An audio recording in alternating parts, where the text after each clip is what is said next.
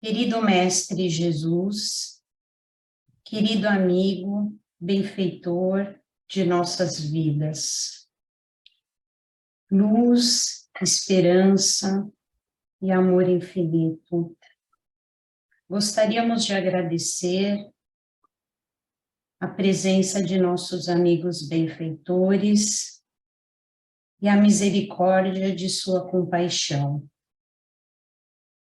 A cada dia, temos a consciência de nossos defeitos e de nossa pequenez, mas agradecemos por esse discernimento, pois sabemos onde precisamos melhorar, e isso já é uma grande alegria.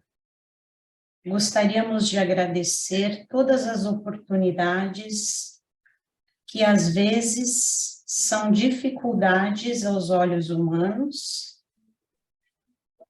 porém, são bênçãos que devemos saber aproveitar, que consigamos passar por elas com muita alegria no coração, com a nossa fé inabalável, e que quando não sentimos capazes, sabemos que podemos contar com seu amor, com sua compaixão e com o carinho desses amigos benfeitores, que possamos compreender melhor os ensinamentos e, acima de tudo, aplicar-nos em nossa vida, em cada momento,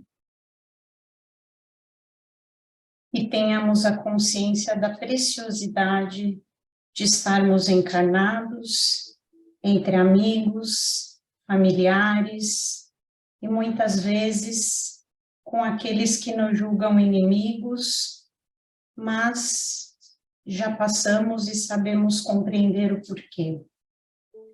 Fique conosco, Senhor, hoje e todos os dias de nossa vida. Que assim seja. Obrigada, Lilian. Yes.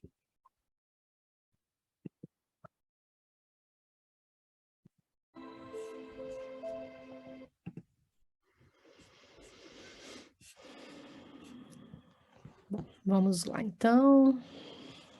A Vânia pode começar para a gente, por favor? Sim. Parentesco corporal e espiritual. Os laços de sangue não estabelecem necessariamente os laços espirituais. O corpo procede do corpo, mas o espírito não procede do espírito, porque este existia antes da formação do corpo. O pai não gera o espírito do filho, fornece-lhe apenas o envoltório corporal, mas deve ajudar seu desenvolvimento intelectual e moral para o fazer progredir. Os espíritos que se encarnam numa mesma família, sobretudo como parentes próximos, são o mais frequentemente espíritos simpáticos, ligados por relações anteriores, que se traduzem pela afeição durante a vida terrena. Mas pode ainda acontecer que esses espíritos sejam completamente estranhos uns para os outros, separados por antipatias igualmente anteriores, que se traduzem também por seu antagonismo na Terra, a fim de lhes servir de prova. Os verdadeiros laços de família não são, portanto, os da consanguinidade, mas os da simpatia e da comunhão de pensamentos, que unem os espíritos antes, durante e após a encarnação. Donde se segue que dois seres nascidos de pais diferentes podem ser mais irmãos pelo espírito do que se o fossem pelo sangue. Podem, pois, atrair-se, procurar-se, tornar-se amigos, enquanto dois irmãos consanguíneos podem repelir-se, como vemos todos os dias. Problema moral que só o espiritismo podia resolver, pela pluralidade das existências. Ver capítulo 4, número 3. Há, portanto, duas espécies de famílias: as famílias por laços espirituais e as famílias por laços corporais. As primeiras, duradouras, fortificam-se pela purificação e se perpetuam no mundo dos espíritos através das diversas migrações da alma. As segundas, frágeis como a própria matéria, extinguem-se com o tempo e quase sempre se dissolvem moralmente desde a vida atual.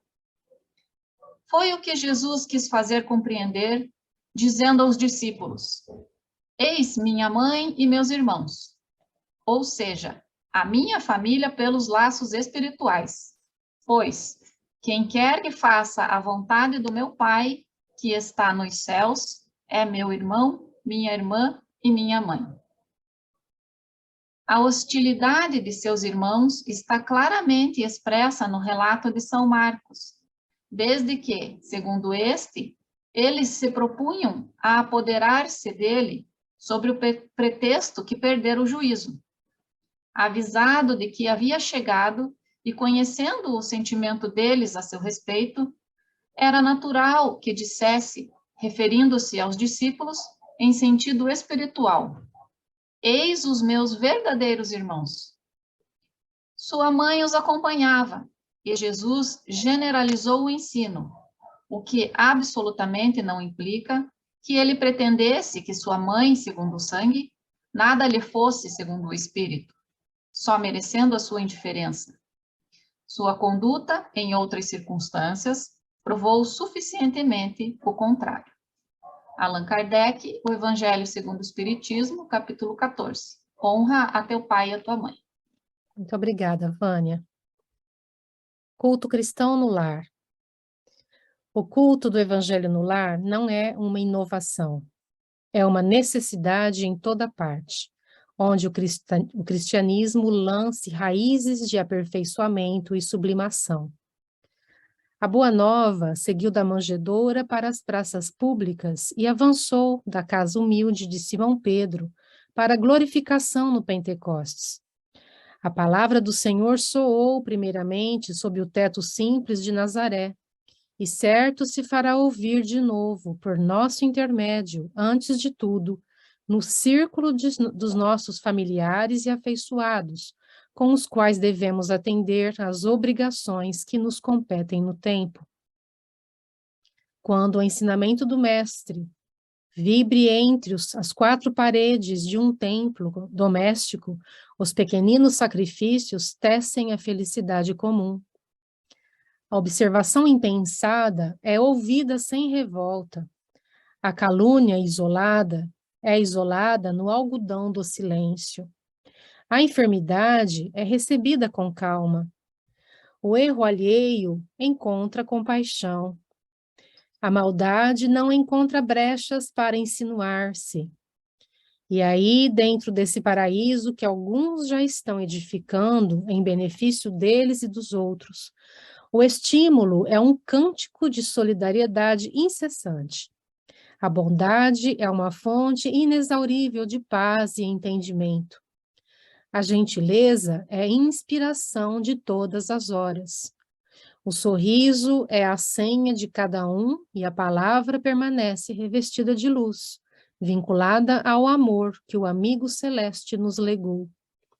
Somente depois da experiência evangélica do lar, o coração está realmente habilitado para distribuir o pão divino da Boa Nova junto da multidão, embora devamos o esclarecimento amigo e o conselho santificante aos companheiros da romagem humana em todas as circunstâncias.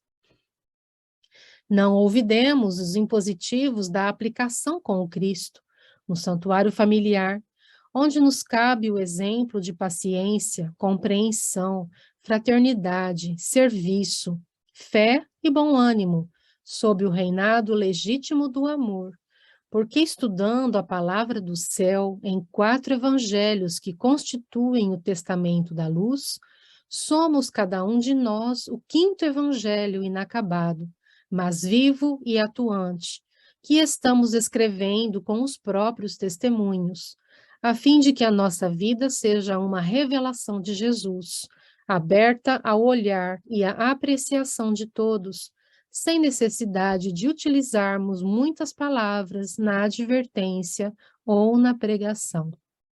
Emmanuel, Chico Xavier, do livro Instrumentos do Tempo. Obrigado, então, obrigado a todos, a Vânia, a Giovana, a Lilian. Nós estamos aqui, né, fazendo hoje o culto do Evangelho no Lar. Então, certamente para nós, isto é já uma compreensão adquirida. No entanto, nós temos, além de novos amigos, né, que estão chegando, que vão chegando aos poucos, nós temos a possibilidade de fazer uma reflexão que nos dê elementos para induzir outros, né, ou a virem ao culto do Evangelho conosco, ou a iniciarem o culto do Evangelho quando puderem, né, nas suas vidas, nos seus lares. E a nossa reflexão de hoje é para que nós possamos ver, primeiro, né, o que é o culto do Evangelho no Lar, que para nós parece algo já bastante simples, porque nós estamos aqui fazendo, né, uma simples prece, uma leitura de um texto do Evangelho, de um outro texto, se nós quisermos, e alguns comentários, né, algumas reflexões e uma prece final, né? Isto pode ter a duração de 15 minutos, de 1 hora, né, de 1 hora e meia, como as pessoas decidirem. O culto do Evangelho pode ser uma atividade feita realmente, né, no lar, por todos os membros da família, por alguns membros da família, ou por um membro da família. Então, é importante que a gente tenha essa clareza de que, a partir do momento que nós fazemos este pequenino culto do Evangelho, a palavra culto, né, quer dizer cultuar, reverenciar, nós estamos reverenciando o Evangelho, o Senhor, e as palavras do Cristo, que nós estejamos sós, fisicamente, que nós estejamos num grupo, né, no momento em que nós cultivamos o Evangelho, nós abrimos o nosso lar para a influência dos espíritos superiores. E a partir daquele momento, eles têm, naquele lar, eles têm uma pessoa com quem eles podem contar, e esta pessoa também pode contar com eles. Então, o texto que Allan Kardec nos coloca no Evangelho segundo o Espiritismo, ele é importantíssimo, porque é graças à doutrina espírita que nós entendemos as simpatias, as antipatias, os diferentes níveis de evolução que tem nas pessoas, né? E porque dentro de uma mesma família a gente pode ter simpatias, indiferença, né? Simpatias, antipatias, indiferença, e entre esses extremos, né, uma série de possibilidades. Nós podemos ser simpáticos com um membro da nossa família quando falamos de política, mas não quando falamos de espiritismo. Nós podemos ter simpatias quando falamos de negócios, mas não quando falamos de religião. E assim, né, é normal, faz parte das relações humanas que a gente tenha, né, mais proximidade ou afastamento de acordo com os nossos interesses, o nosso nível de evolução. Mas é óbvio que é muito difícil, né, quando nós temos um lar no qual não há o hábito, a abertura, a compreensão da importância da espiritualidade. E pelo menos uma pessoa tenha, né, isso já ajuda muito. Mas é lógico que é sempre uma aprovação difícil, porque essa pessoa tem que se manter firme, né, porque a tendência humana natural é que ela ceda à maioria, né? Então, a pessoa precisa estar muito consciente, muito convicta das suas posições, do seu entendimento das coisas, para que ela possa se manter firme. Então, muitas vezes a gente diz, minha família não partilha comigo, né? Nós não pensamos igual, e é importante que nós pensemos igual, né? Todos iguais. Então, assim eu vou pensar como eles e vou deixar de pensar como eu penso. É uma possibilidade, né? Então, nós cedemos para que fique tudo bem. Pode acontecer, é uma escolha, né? Obviamente que é como se nós estivéssemos numa casa com 4 cegos, 5, 6, 3, né? Pouco importa quantas pessoas tem a nossa família, e nós pudéssemos orientar essas pessoas, porque nós temos um olho bom, né? Mas aí, como isso irrita as pessoas, então a gente fala, tá bom, eu vou fechar meu olho, assim a gente fica todo mundo igual. Então, muitas vezes essa é uma opção infeliz que a gente tem, né? Porque talvez se a gente insistir um pouco, talvez se a gente esclarecer as pessoas, tiver paciência, né, elas vão poder abrir também, né, os olhos. Então, isso é muito delicado, isso é muito relativo, né? Isto exige um esforço, né, da nossa parte, porque nem sempre as pessoas nos acompanham, mas, por outro lado, nós, como o próprio texto de Allan Kardec nos fala, nós estamos família, né? Nós não somos família pela eternidade, podemos ser se quisermos, né? Nós podemos amar e sermos amados pelas pessoas com quem nós nos afinamos, e podemos ter hoje, né, ou podemos ter tido outras famílias que hoje não dizem absolutamente nada para nós, né? Então, famílias são os laços do coração, famílias são os laços espirituais. Essa compreensão da doutrina espírita é muito, muito ampla, muito séria, muito vasta, né? Isso tem consequências muito grandes no tratamento das questões familiares, na psicologia, na pedagogia, na forma de educar os filhos, né, na forma de se relacionar com as pessoas. A gente passa a ver a vida com um ângulo muito diferente, né, e a respeitar aqueles que pensam diferente, que sentem diferente. Mas se nós nascemos numa mesma família, ou vamos compor uma família, né, com alguém, estas são questões que a gente deve refletir. Por exemplo, muitos de nós não pensamos nisso quando nos unimos, quando casamos, quando tivemos filhos, porque naquilo não fazia parte do nosso contexto, da nossa realidade naquele momento. Mas eu não posso negar aos meus filhos hoje essa informação, que é importante pensar nisso, né? Porque nós podemos caminhar para situações difíceis, complicadas. Agora, em última instância, né, e finalizo aqui os meus comentários para que a gente abra a palavra para todo mundo, em última instância, você sabendo o caminho, caminhe. Né? Você tendo um olho aberto, continue com ele aberto, né, para poder, inclusive, ajudar essas pessoas. Hoje, talvez elas não entendam que você tem um olho aberto, porque elas não sabem, né? Elas não têm condições de ver isso. Mas nossas atitudes, nossa serenidade, nossa forma de orientar as coisas da família, né? A nossa forma de lidar com as questões complicadas, de orientar, de educar os filhos, tudo isso vai mostrando quem nós somos e que nós temos uma percepção de vida que nos facilita muito as coisas. Agora, se a pessoa, né, não quiser este caminho, é um direito dela, né? Deus nos criou livres, ninguém é obrigado a seguir nada, a fazer nada que não queira. Agora, nós também não somos, né? Nós também não somos. Né? Então, a gente vê, né, por exemplo, Jesus tinha um grupo de mulheres que o seguia. Havia homens, obviamente, né? Os 12 que ele chamou eram homens. E natural que fosse assim naquela época.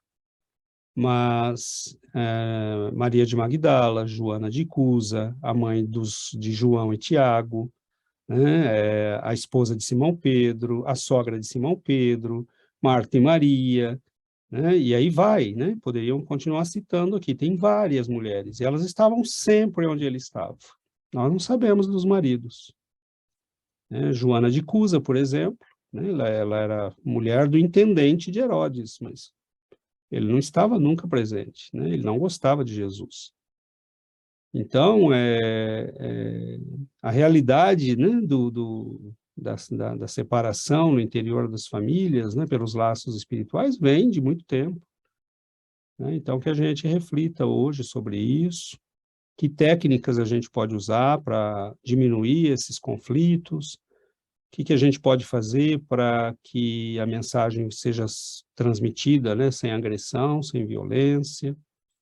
Tudo isso a gente pode discutir hoje, né? Então, abrimos a palavra para que todos possam, né, quem se sentir à vontade, possa partilhar com todos, né, a sua contribuição. Então, palavra aberta.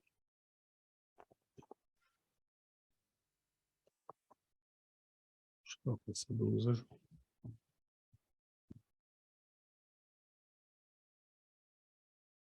Oi, Val.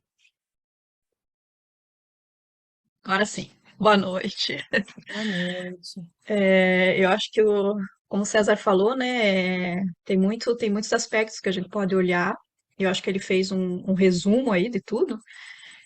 Mas nesse segundo texto, teve uma passagem que me chamou a atenção e que eu nunca tinha pensado desse ponto de vista, que é quando ele fala que o evangelho no lar é como se a gente virasse o quinto evangelho.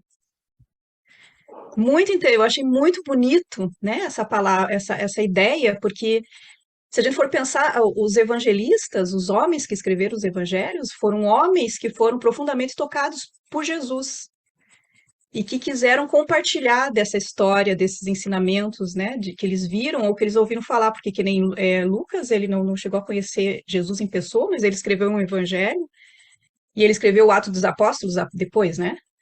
E quando ele diz que a gente fazendo evangelho é como se a gente estivesse escrevendo o nosso próprio evangelho, como se a gente estivesse escrevendo o quinto evangelho, nossa história com Jesus, né? O nosso momento de conhecimento,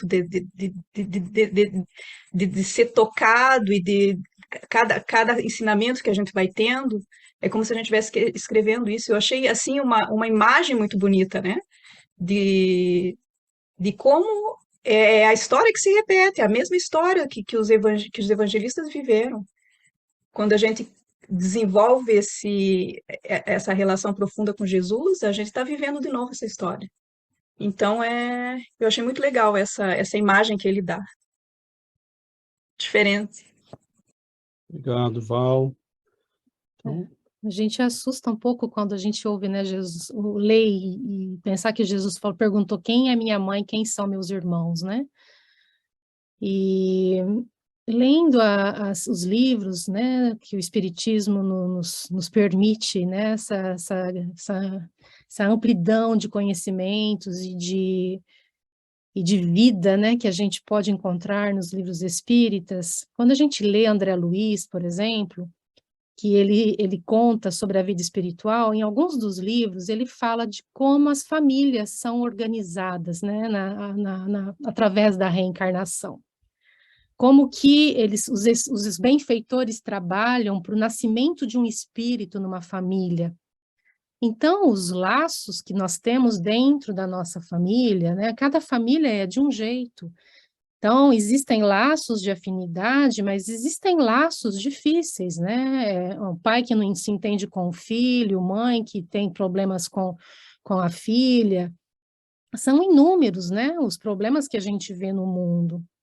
Mas a reencarnação explica isso, né? E a gente encontra explicações nesses livros para que a gente tenha essa compreensão de que a família, na maioria dos casos, ela é composta para que a gente se entenda através do amor.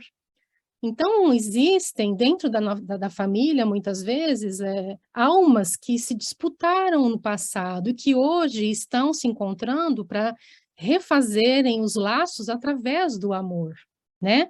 Porque, como Jesus disse, é o amor que vai cobrir a multidão de pecados. Então, é na família que a gente se encontra, muitas vezes com espíritos, né? Com irmãos nossos do passado, com que nós já tivemos, às vezes, graves problemas, né? Que nós desajustamos, que nós colocamos no caminho errado, e hoje estão conosco, na mesma família.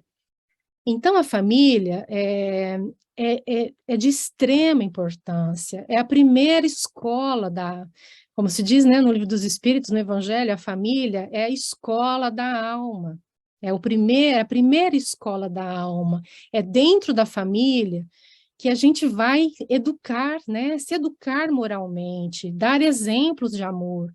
Então, quando a gente coloca o Evangelho no lar, quando a gente passa a fazer o Evangelho no lar, que a gente cultiva, né, esse momento de comunhão com o Evangelho, com as lições de Jesus, nós estamos trazendo para dentro do nosso lar, para dentro da nossa família, o amor, a compreensão, o respeito. Então, nós estamos abrindo a porta, né, do nosso lar para aquele que pode salvar a nossa vida, para aquele que pode nos mostrar o caminho da regeneração e da renovação. Então, o Evangelho no lar é de extrema importância. Trazer Jesus para a nossa vida é de extrema importância. Então, como César disse, se a gente não tem, né, se a gente não pode compartilhar com a família, que estejamos sozinhos, que façamos sozinhos o Evangelho no lar, porque quando fazemos uma oração no lar, os benfeitores encontram a porta aberta para virem ter conosco, para trazerem luz para dentro da nossa casa.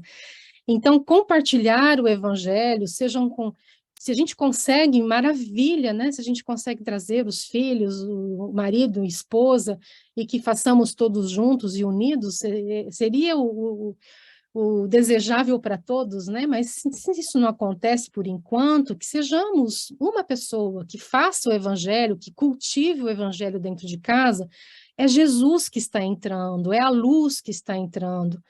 E essa luz, ela vai tocar os outros corações que estão mais endurecidos. Em algum momento a luz vai chegar nesses corações. Porque quando a gente ora, nós estamos lançando sementes. E essas sementes, elas vão germinar em algum momento. É muito melhor a gente falar de Jesus, mesmo sozinhos, falar de Jesus, ouvir uma palestra, colocar uma música e fazer uma oração. Essas sementes, elas estão sendo lançadas nesses corações, e é muito melhor que seja assim, né, e mesmo que a gente às vezes pensa que eles estão ignorando o que estamos fazendo, mas não, porque em algum momento toca, porque Jesus Jesus vai cultivar, a gente lança sementinhas, mas Jesus vem para cultivar os corações mais duros. Então, a prática do Evangelho no lar é uma maravilha, né? A casa fica, né?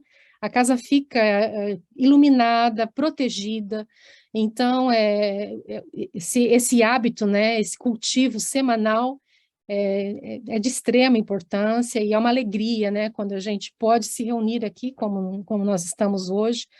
É uma alegria, é alimento para a alma, a gente se sente renovado para começar a semana.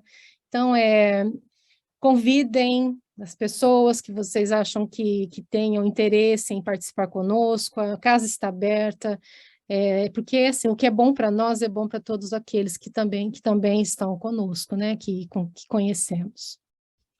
Bom, obrigado, Giovana. Então, abrimos a palavra. Não sei, alguém... Quem fez sinal? A Yuri. A Yuri? Adriana. A mão estava levantada. Adri? Adriana? Não dá para ver tua mãozinha, não dá. Adriana, ela é tão pálida. Vocês vão mudar a cor dessa mãozinha aí. Preciso mesmo, viu? Acho que eu preciso mudar, mas eu não sei, eu já tentei mudar a mão, mas eu não Fica bem na consegui. cabeça do Alê, assim, a gente nem viu. Desculpa, vai lá. Então vai, Adri.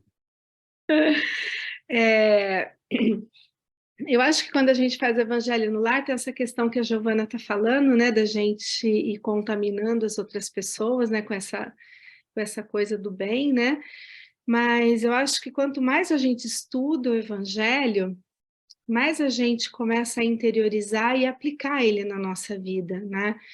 Então, quando a gente estuda, a gente entende, a gente começa a perceber e analisar mais as coisas à nossa volta.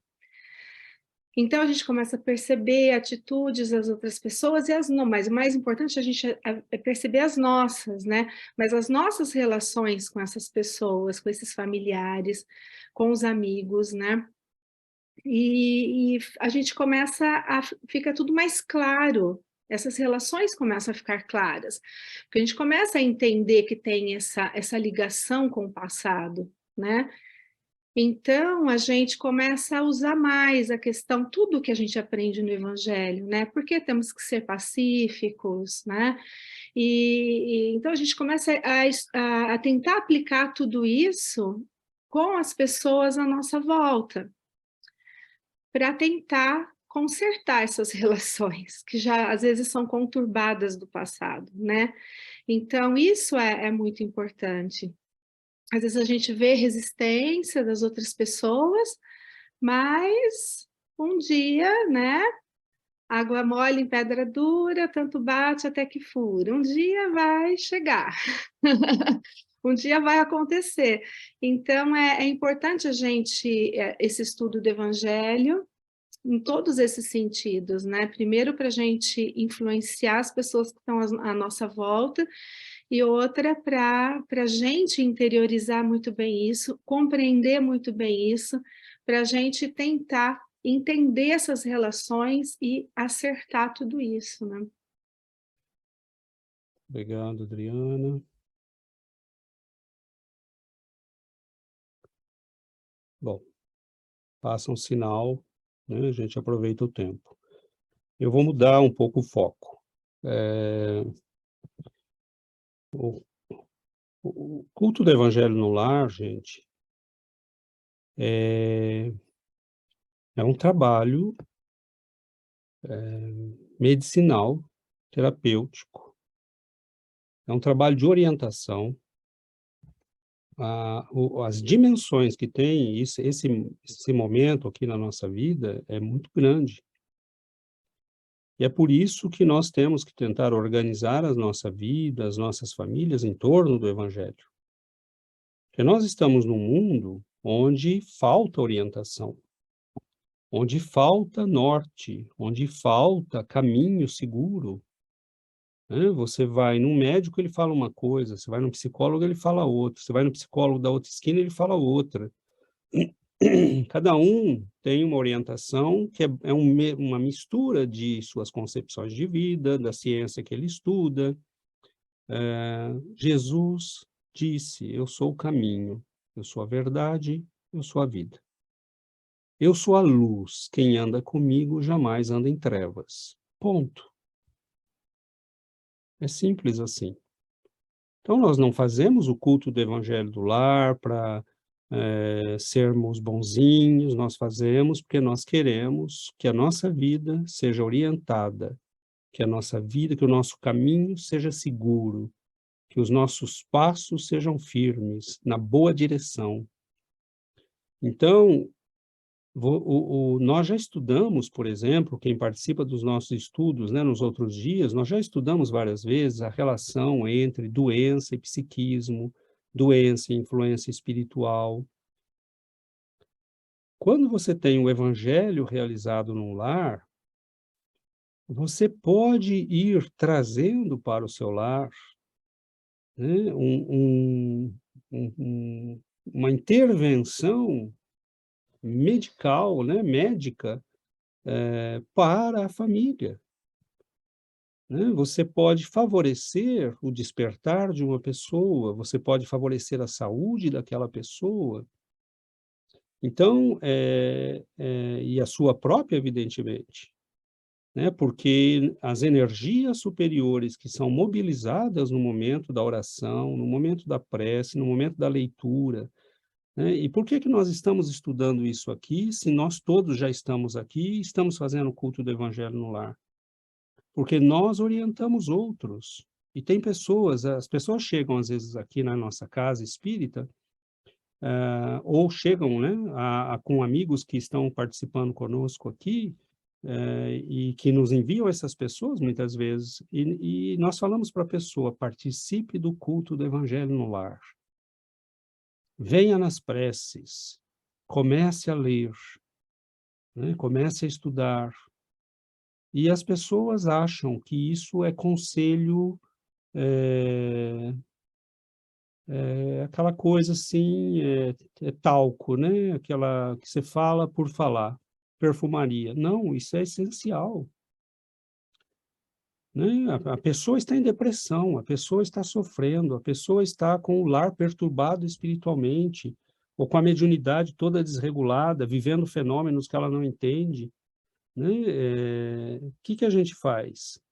Procura a espiritualidade superior, para que este contato com a espiritualidade superior possa trazer para a nossa vida a orientação, o encaminhamento, né? Então, uma pessoa, uma família que ora, uma pessoa que ora na família, ela tem lucidez, ela tem contato com o plano espiritual, ela sabe como orientar os filhos, ela sabe como orientar o marido ou a esposa, ela sabe como, né, se organizar para que tomar decisões, por exemplo, é uma coisa extremamente importante em família.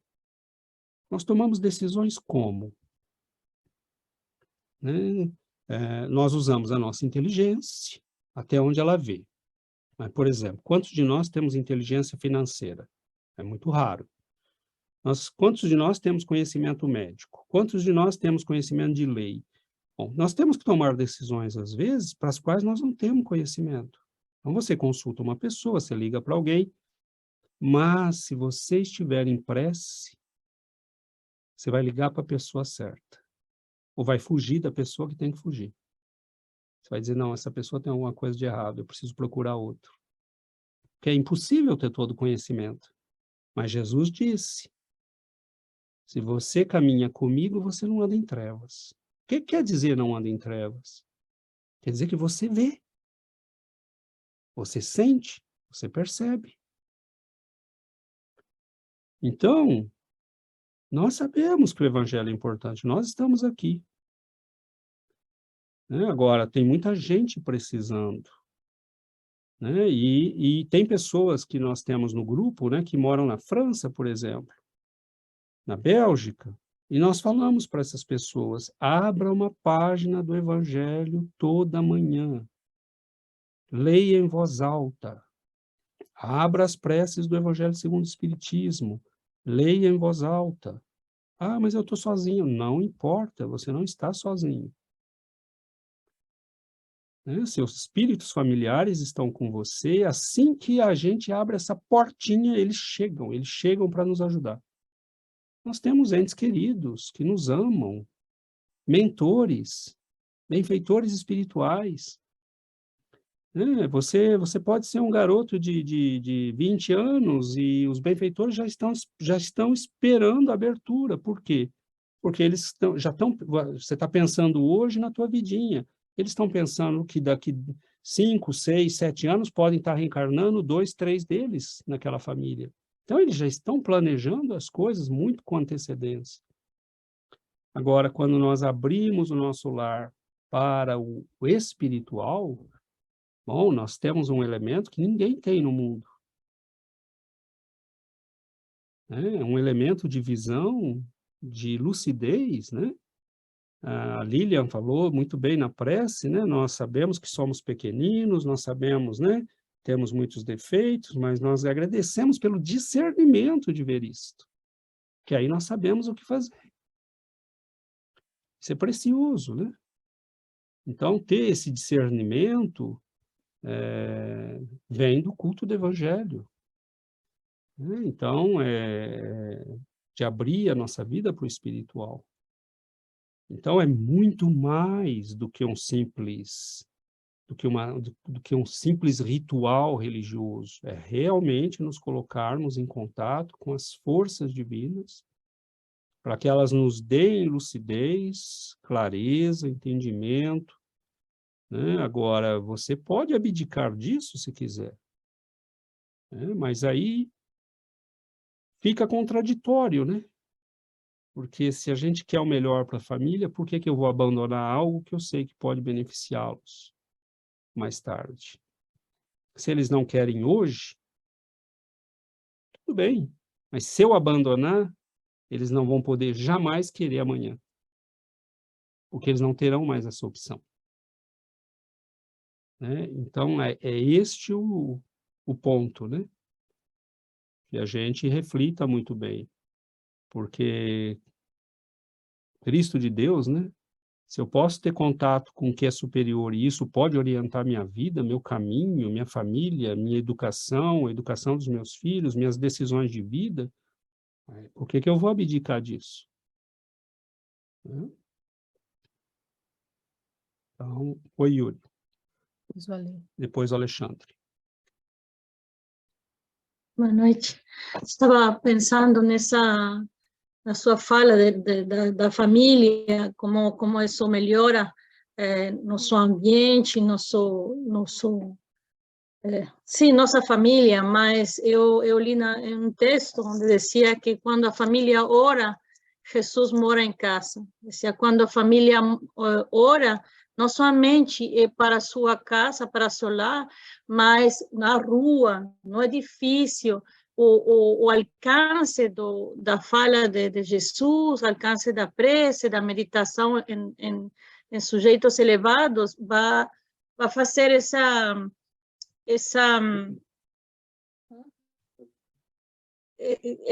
influência no nosso meio ambiente, não? Então, não somente para a nossa família, mas também em nosso meio, nossos vecinos, a gente que está perto do nosso lar quando fazemos o evangelho. Então, como isso contribui também para a nossa sociedade, não somente sermos orientadores para as pessoas que vêm em busca de orientação, mas também para o resto do mundo, não? Vamos dizer assim. Agora, no fato da família, se estamos com certas pessoas, muitas vezes é porque temos débitos que resgatar, reparar coisas. Então, a gente sabe que pode ser que a família com que estamos, nada ocorre por acaso, tudo tem um motivo, tudo tem uma razão. Então, a família com a que estamos, muitas vezes mesmo que há essas diferenças, nós já sabemos que como podemos ajudá-las, não? Como podemos, entendemos que muitas vezes há o resgate e como o evangelho é uma grande ferramenta para esse entendimento. Perfeito, Yuri. Muito obrigado. Oi, Alexandre.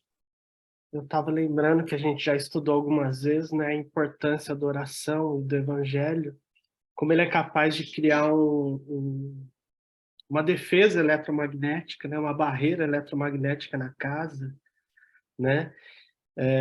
Além da gente estudar essa teoria, a gente já em algumas reuniões mediúnicas, alguns espíritos já relataram para a gente que não consegue mais aceder, mais entrar em algumas casas, né?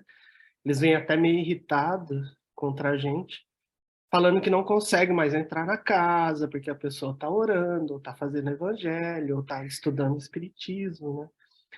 Então, eu lembrei bastante dessa questão, como a gente pode se proteger a família, né? Fazer um ambiente saudável no nosso lar, estudando, fazendo evangelho e orando, né? É isso. Exato, extremamente importante, né? Isso que o Ale falou, aquilo que eu citei agora de pouco, né? A pessoa às vezes está com depressão, às vezes alguém na família está passando por um momento de saúde delicado, ou com uma perturbação espiritual, E essas defesas magnéticas, né, vão criando ali uma possibilidade de interferência, de auxílio para aquela pessoa.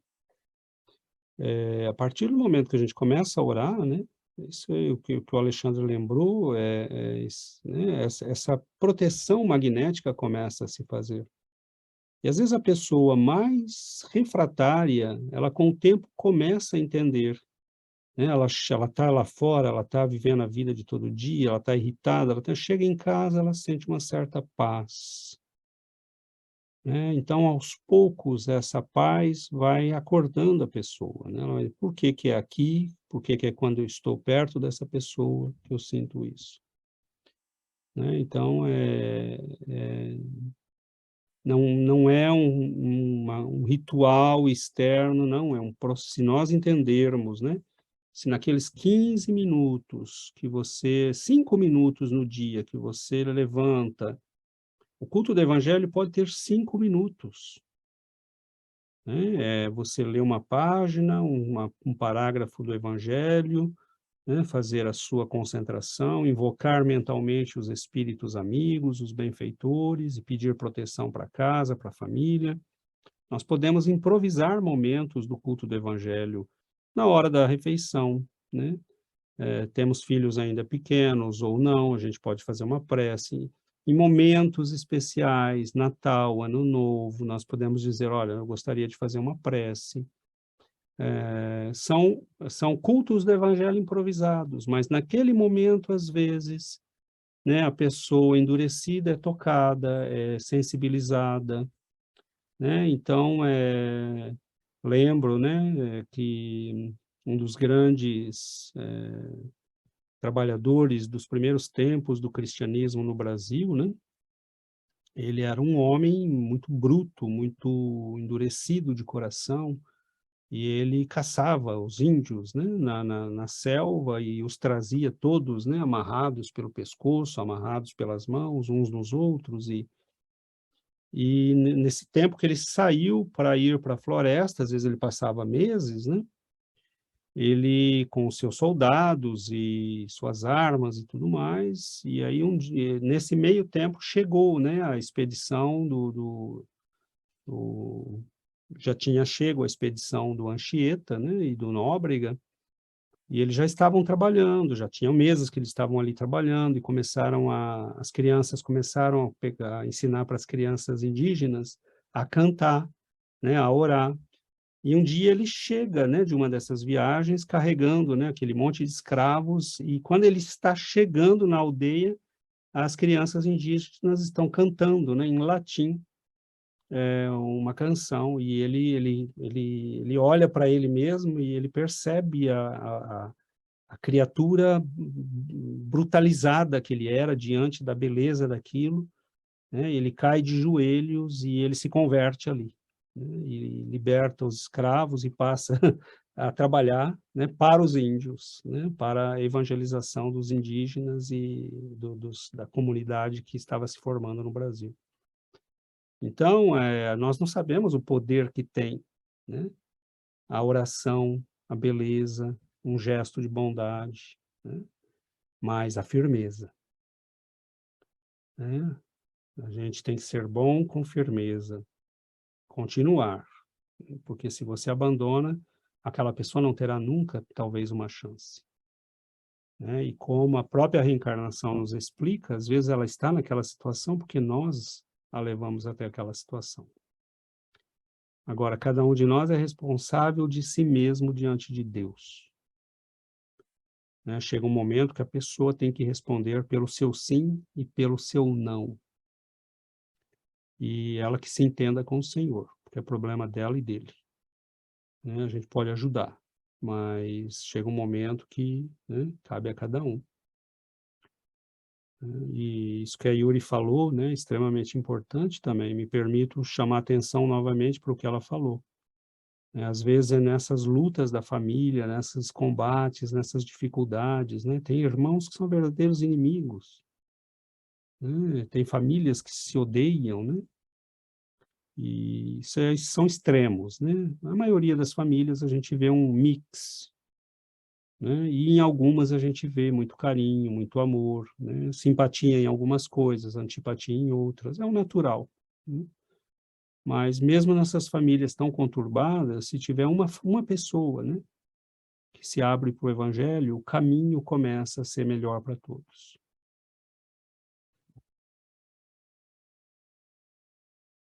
Lembrando aqui, acho que não sei se todos conhecem, né, a história de Emmanuel, que é o benfeitor de Chico, né? Que ele conta a história dele no livro Há 2000 anos, e naquela encarnação, que ele era o senador romano, ele era alguém muito orgulhoso, ele se encontrou com Jesus e ele negou Jesus. Mas a esposa dele, a Lívia, ela sofreu horrores naquela vida, né? Com o marido difícil que ela tinha, né? Que era muito orgulhoso. Eles viveram toda uma trama, mas ela ficou firme com o Cristo. Ela ficou firme, ela morreu pelo Cristo. E foi ela quem despertou no coração de Emmanuel o Cristo, os ensinamentos de Jesus. Então, a Lívia, né, é um livro maravilhoso, há 2000 anos, quem não leu, é um livro, é um romance, é um dos romances de Emmanuel, que conta a história, né, dessa encarnação. Então, a esposa, né, que mesmo no sofrimento todo em que ela vivia, ela se manteve firme com o Cristo, e foi ela quem despertou no Emmanuel, no fim da vida, quando ele entendeu o amor dela por Jesus, que ele começou a sua conversão. E daí para frente ele veio, né, tendo outras encarnações, mas como cristão. Mas é a semente que ela lançou naquele coração, né, naquela vida, que fez com que ele, né, se transformasse no Emmanuel. Né? Se ela não tivesse ficado firme, porque no fim do livro, quando quando ele percebe o que ele viveu na vida dele, o que aquela mulher dele fez pelo Cristo, né? Então ali começa a mudança de Emmanuel, né? De Publio Lentulus, e aí começa toda a história, né, dele como cristão. Mas vale muito a pena, né? A leitura desse livro é muito bonito. Então, é o Cristo que salva as criaturas, por mais endurecidas que sejam, pelos os corações mais duros e por mais orgulhosos. É o Cristo, quando entra, né? Quando Cristo chega, as coisas mudam. E hoje a Yuri me escreveu, estou aqui em prantos, ela estava lendo, né, o livro Paulo e Estevão, que é outro romance de Emmanuel. Então, a conversão de Paulo de Tarso, quando ele encontra o Cristo. Então, o que era Paulo de Tarso antes, né, e no que ele se tornou quando ele encontra o Cristo, quando o Cristo toca o coração daquele homem. Então, é quando Cristo toca o coração, as vidas se transformam, né? Mas teve uma mulher. E tinha uma mulher envolvida, né? A mulher envolvida, a mulher com quem ele ia se casar, né? E que morreu também pelo Cristo, né? E que era alguém que era extremamente apaixonada por Jesus. Então, Quase sempre vocês vão ver, né, que tem uma tem uma mulher mulher. envolvida. E quando elas decidem, né, destruir a vida de um mundo inteiro, elas conseguem. Quando elas decidem construir, né, e carregar todo mundo junto, elas conseguem também. Né? Então, teve guerras, né, países que entraram em guerra por causa de mulheres, né? Então, quando a gente vai estudar, a gente vê, né, que essa criaturinha, né, pode ser perigosa e pode ser maravilhosa.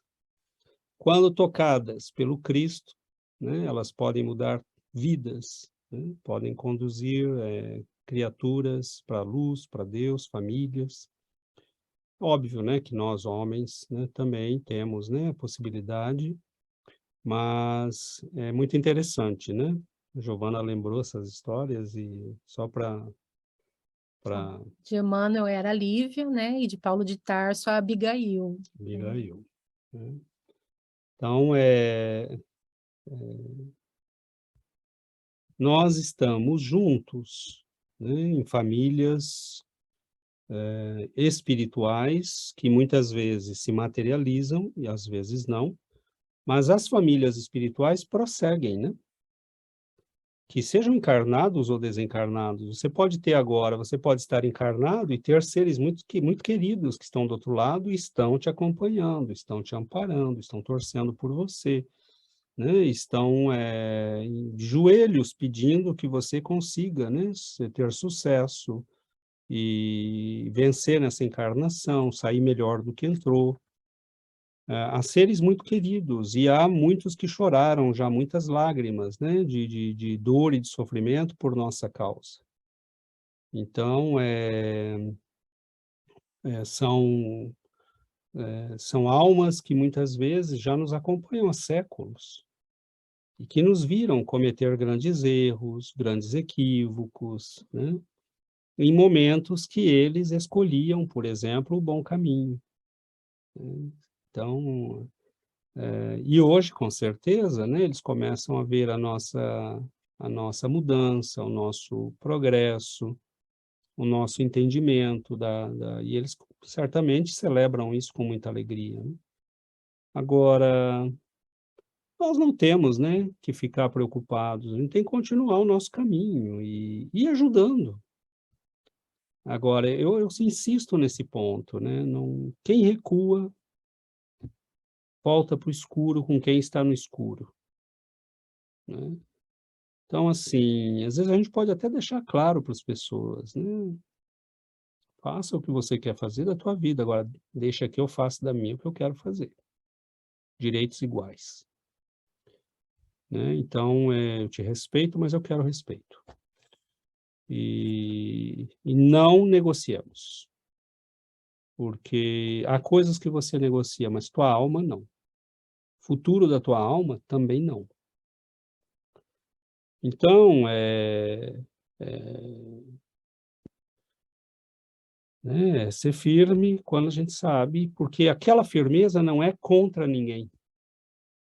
Aquela firmeza é a favor, inclusive, dessas pessoas, né? Então, é complexo. E cada um de nós está numa situação de vida diferente, né? Alguns já estão casados, têm filhos, outros vão começar, outros acabaram de começar a vida familiar, né? Outros já estão, né, no final dessa vida, já não tem mais o parceiro ou a parceira. Cada um de nós está, né, ou escolheu não ter. Cada um de nós está numa situação diferente, né? Agora, a nossa reflexão hoje é para medir a importância disso na nossa vida, né? O Evangelho é luz, a presença do Cristo é bênção, é cura, né? É refrigério, é leveza, é fortaleza, porque nós não vivemos num mundo fácil. Nós já temos muito problema lá fora. O mundo não é um mundo fácil. E a gente precisa estar estruturado, precisa estar preparado, né? As pessoas estão perdidas, estão confusas. Então, a nossa casa pode virar esse templo que Emmanuel fala, né? No texto dele, no belíssimo texto dele. Nossa casa pode ser esse templo onde existe concórdia, né? Onde existe boa vontade, onde existe, né? A gente expulsa a maldade, a gente se trata com respeito, com carinho, um ajuda o outro a crescer. Se eu estou numa fase, né, que eu já caminhei bastante em família, eu tenho sempre que pensar, o que eu posso fazer diante da situação em que eu estou? Se eu estou iniciando uma família, minha atitude, meu pensamento é outro, diferente de quem já está há 20 anos com uma família, né? Cada um de nós tem uma situação, nós estamos estudando a mesma coisa, entendendo as mesmas coisas, mas cada um de nós tem que adaptar isso à sua própria realidade, né? Então, o Espiritismo tem alguns mecanismos que nos permitem ter uma vida boa, tranquila, serena, equilibrada, né?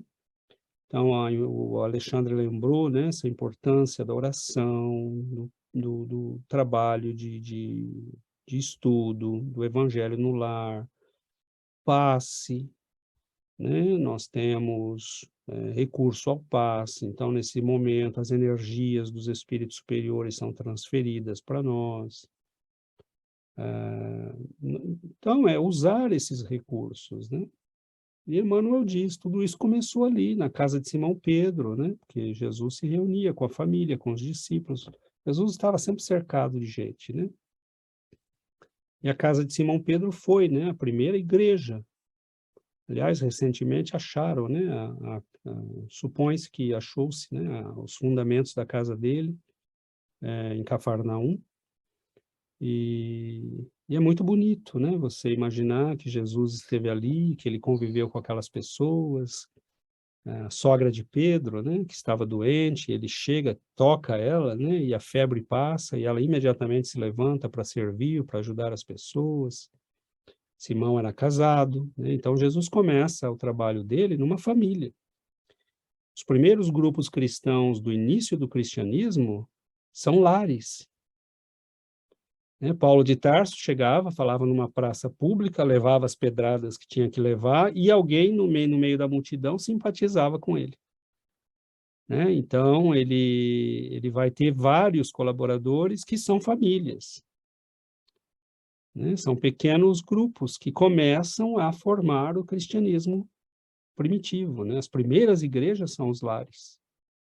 A primeira de todas as igrejas cristãs foi a casa de Simão Pedro. Então, fica claro, a importância da família na construção do evangelho. Muito bom, meus irmãos. Se não tivermos mais nenhum comentário, nosso tempo caminha para o fim. Bem.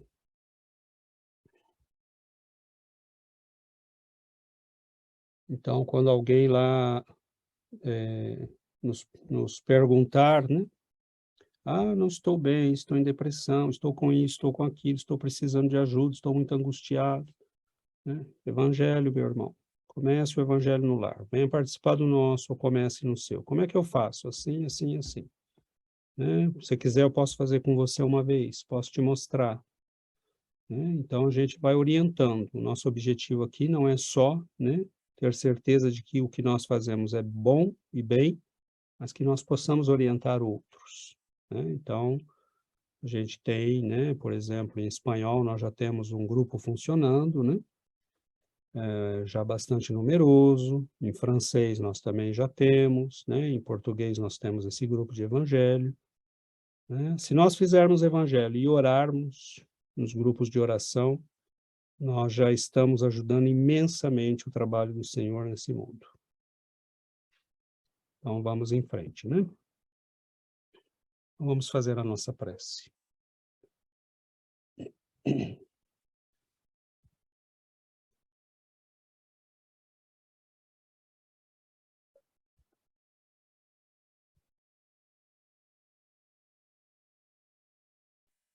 Querido Mestre Jesus, nós nos sentimos, Senhor, neste ambiente de paz,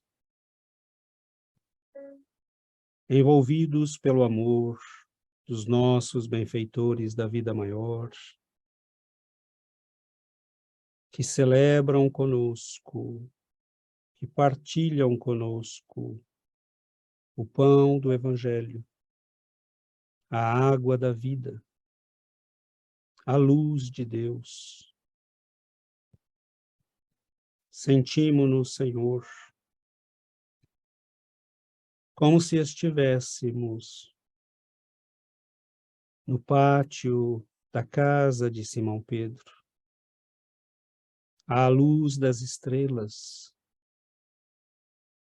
o vento brando soprando das águas do grande lago,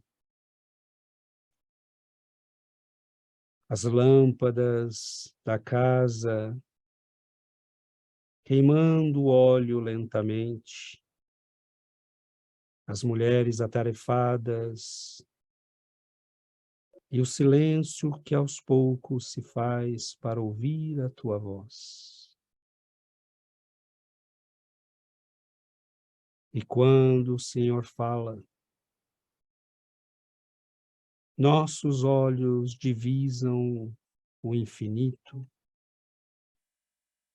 nossos corações sentem o amor de Deus. E ali, te ouvindo, Senhor, nós sabemos que nunca estaremos sós. Que almas benevolentes, caridosas, mães carinhosas que já nos deixaram, pais, amigos, benfeitores das nossas vidas, nos envolvem em teu nome. Então, Senhor, que a bênção da oração, do Evangelho, envolvam nossos lares. Que nós possamos orar, Senhor, por aqueles que ainda não compreendem. Eles encontrarão certamente seu caminho, seu momento. Que nós possamos orar, Senhor, por aqueles que ainda não aproveitam estes momentos, sabendo que o teu amor também os envolve, os ampara. Mas nós, Senhor, que já compreendemos, que nós possamos, Mestre, rogar ao vosso coração nestes momentos, que nos dê firmeza, discernimento, para não mais nos afastarmos, Senhor. Nós já experimentamos tantas estradas, tantos caminhos, tantas ilusões. Esperamos realmente, Senhor, ter chego ao início da nossa maturidade espiritual. Que o Senhor nos fortaleça, que o Senhor nos guarde e nos proteja. Que nossos lares, Mestre, possam, como o lar de Simão Pedro, nesta noite iluminada pelas estrelas, ser abençoado pela vossa presença. Que nossos benfeitores possam aplicar as energias do passe, fortalecer, amparar, socorrer, iluminar nossos lares e nossos familiares. E nós, Senhor, não nos percamos da tua luz, da tua voz, da tua presença. Que teu amor nos guie, que tua luz ilumine nossos caminhos na semana que se inicia. Nós sabemos, Senhor, que vivemos num mundo que é ainda aquele que nos ensina, que nos testa, que nos faz avançar. Que nós possamos, Senhor, guardar as lições do Mestre de amor e de luz, que nos ampara, que nos auxilia, que nos guia para enfrentar estas lutas. Fique conosco, Senhor. Abençoe nossas vidas, nossos lares. Sobretudo, Senhor, abençoe a alegria dos nossos corações de estarmos na tua presença. Guarda-nos, Senhor, hoje e para todo sempre. Que assim seja, Mestre.